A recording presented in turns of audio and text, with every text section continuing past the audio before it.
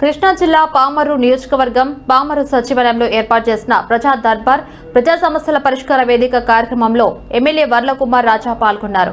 బాధితుల నుంచి ఎమ్మెల్యే అర్జీలు స్వీకరించారు. పామరు నియోజకవర్గ ప్రజల సమస్యలు పరిష్కారం కోసం ప్రజా దర్బార్ కార్యక్రమం నిర్వహించామన్నారు. అధికారం వచ్చిన 18 నెలల్లోనే ఈ కార్యక్రమం చేపట్టామన్నారు.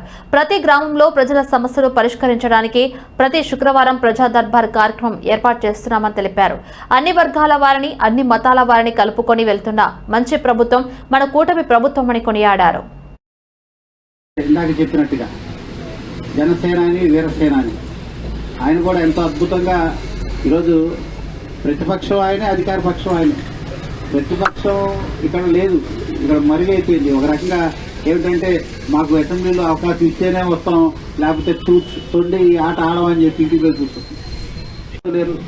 లేకపోతే ఏదైనా రాజకీయం చేయాలని చూసే ప్రతిపక్షం అభినందిస్తున్నా. P4 టీంని అభినందిస్తున్నా. కార్యక్రమానికి కొత్త పెన్షన్ అందజేస్తామని ఖచ్చితంగా తెలియజేస్తూ, దాంతో భాగంగానే కూతురు ఉంది 10వ తరగతి, ఆ అమ్మాయి కూడా రేపు పరీక్షలు రాస్తుంది. ఆమె ఉత్తీర్ణత అయిన తర్వాత